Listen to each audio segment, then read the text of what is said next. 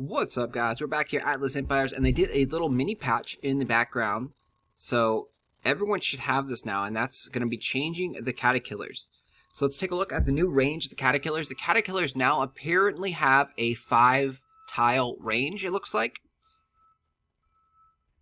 which means that the mortars will always trigger and attack them, and that the turrets will also trigger and attack them. But at some certain angles, the turrets will not actually attack them. They will actually outrange the turrets sometimes, occasionally. So, Catakillers still are insanely good. You do have to be careful of mortars, so you do want to distract them with different items or units. So let's see. So this base has 14,000 gold, which is pretty good. We'll go ahead and take this base on.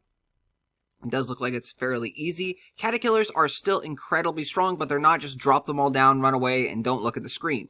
You may actually have to use other troops. You may actually have to use spells. Yeah, you may actually lose some Catakillers. So they are not completely broken anymore. They are still insanely good, but they are not broken.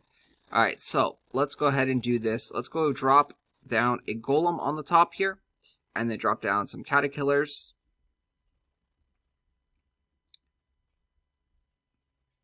And then let's drop down some Catakillers on this side. And then let's drop down a golem on this side over here. And then once that locks on, drop down some Catakillers. Catakillers over here.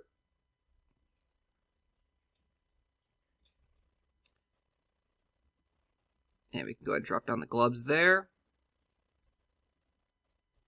So the walls are doing a good job. The Catakillers can't kill the mortar right there through those walls, so they had to get to a different angle.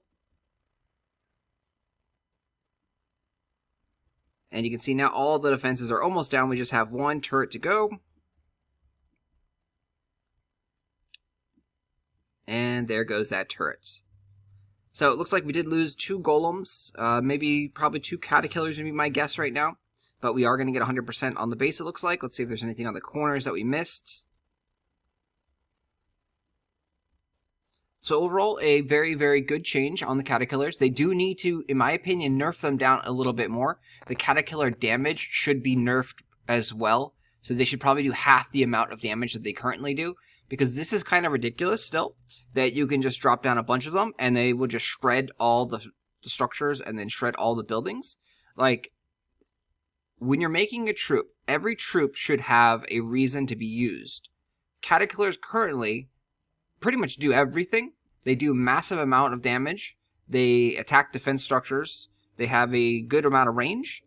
Like, literally, Catakillers make other units look bad. And the other units aren't necessarily bad. It's just that the Catakiller is still really, really good. So we lost 4 Catakillers and 2 golems. Not terrible. Definitely a reasonable outcome from that battle there. So let's go ahead and train those up. So let's talk about the stats here on these things.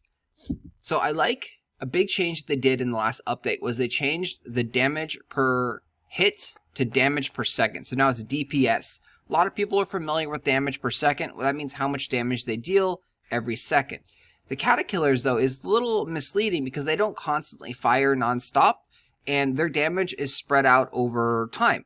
Like, they have to go, they hit a target, they lock the target, and then they shoot, and there's like a 2-second delay, and then their bullet lightning rains down on the target. And then there's the reload time of a few seconds, and yeah, they have a slow shoot time. But when you look at damage per second, this will tell you how much damage they're going to be doing over that period of time when you factor in the cooldowns and the attack animation and so forth. The damage per second is incredibly high at 64. The only unit that has a higher damage per second is the Tempest. The Tempest has a lot higher damage per second. And then the Dragon has a very high damage per second. But when you factor in how many housing spaces that each unit takes, the Dragon's damage per second goes down to about 10. So you always have to factor in the housing spaces, how much troop capacity these units are going to take. When you factor in the Catakiller, it goes down to about 15, which it doesn't seem that big, but like I said, the animation reload time, a lot of that stuff is fluff there, and it's still pumping up the damage per second. When you factor in the damage per second with the housing spaces on the Tempest, you're down to about 40 or so at this current level, which shows you the Tempest is insanely high. A unit that is severely undervalued is the Raider. He does a 28 damage per second for one housing spot. He is incredibly powerful, but the Catakiller just, yeah, you don't need anything else. Also, with the recent patch, the Glub got a pretty big increase in power, and they show it damage per second now. So instead of 0 damage he does, now he does 17 damage per second. This is also a very interesting change, is that when they show you this stats, and they release this brand new unit, which we haven't covered yet, we'll go over into another video, a fully video on the Rogue and how this unit stacks up. But let's just give you the long and short here. The Rogue sucks. The Rogue is an absolute garbage unit that you never want to use. The Rogue is a worst version of the Glub. So the reason the Rogue is the worst version of that is you have to divide all the stats by 5 for the housing spaces. So the damage per second divided by 5 goes down to about 6 or 7, very low. The hit points goes down to, gosh, like 13 or so. When you look at the Glub does the same kind of thing, but for one housing space, you get 200 HP at this level, you get 17 damage per second, and the recruit cost, of course, is a little bit more. But the Glub does the AoE damage that the Assassin, the Rogue, is doing. The Glub also has a larger radius than the Rogue. So the Glub is just an overall better version of the Rogue. More HP. The only thing that the Glub doesn't have is speed. The Glub is a slower unit.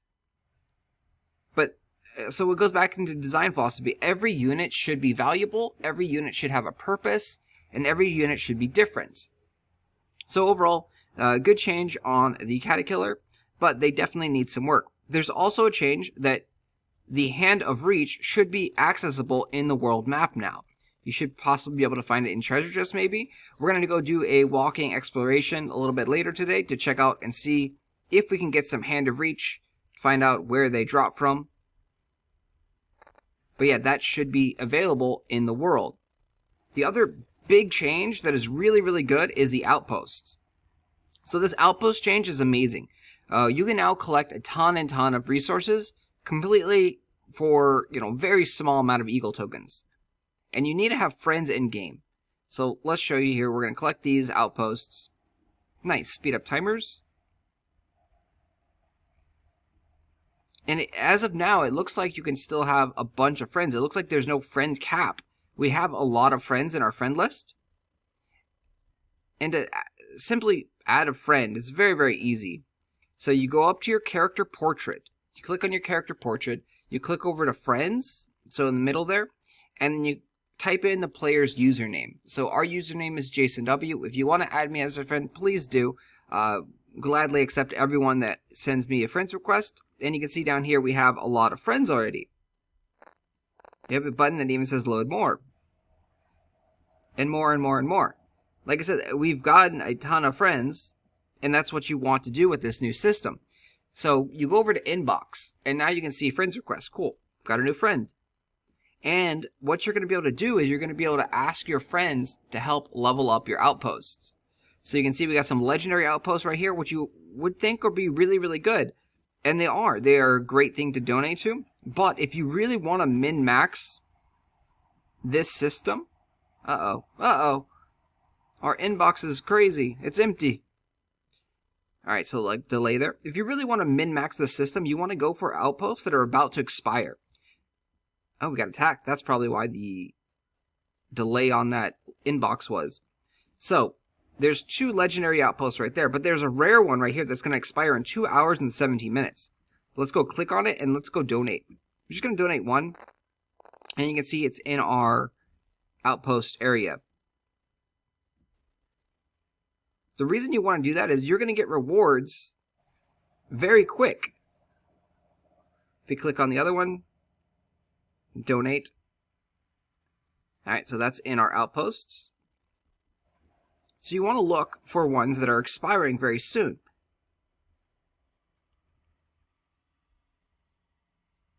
So here's one that has 1 minute. It's already full.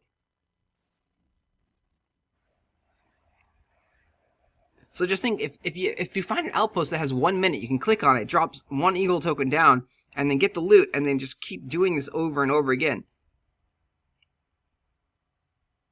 So here's a whole bunch more. Let's go ahead and donate.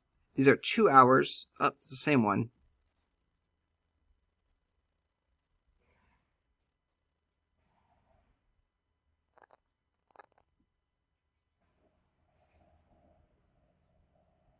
Alright, we got a new one, so another 2-hour donation.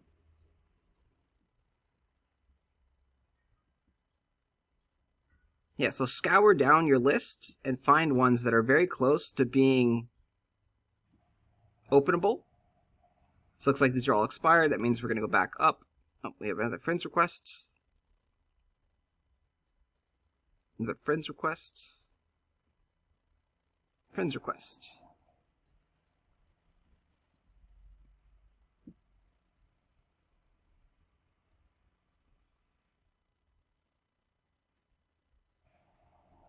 So we already have all 3 of those ones, all those rare ones.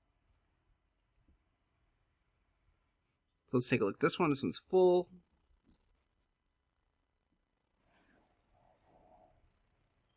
Alright, so it looks like we're going to donate to this legendary one because we don't have anything else. And the cool thing is now, so in 2 hours, 15 minutes or so, we can go and collect our rare outpost. And then we can just get some more. Like, we don't really need to plant down outposts anymore. We can grab them from our friends. And as long as our friends are constantly sharing outposts, we can just constantly drop down 1 or 2 eagle tokens or help them out, put a bunch down in the outpost, fill them up. But even if you just drop down 1, you still get rewards. To share the outpost, click on the outpost tab, and then now down at the very bottom, there's a thing that says ask friends to donate. So we click on this, and it'll bring up all the friends that you have, and you can ask them to donate. So just click on some people, ask them to donate, and this is going to send it to them.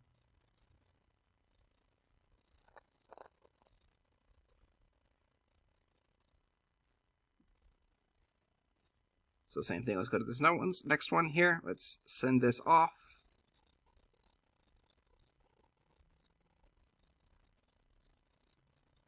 Send it off on my other account. Send this one off again to different peoples. So you can see, look at all these friends that we have on here. Lots and lots of friends. So sometimes you get this failed to share outpost error. Not sure why that happens. But yeah, some very, very cool features there and how to utilize those guys. Anyway, I will talk to you guys later. We're going to go out and do some walking, explore, and hopefully get some hand of reach so we can show those guys off. Thanks for watching, guys. If you have any questions or comments, post them down below. And make sure that you add players as friends in-game. You can easily add me. You can add other guildmates that you have as well. They also did, in this update, change the guild system a little bit. So you can see when people were last on. So we click on members, and you can see when they were last seen. So this is a great feature that definitely should have been there. So now we can kick out people that have been inactive from the guild. So we're probably going to kick Lark, who's been inactive for 4 days or so.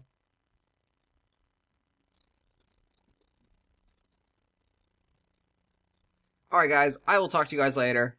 Thanks for watching.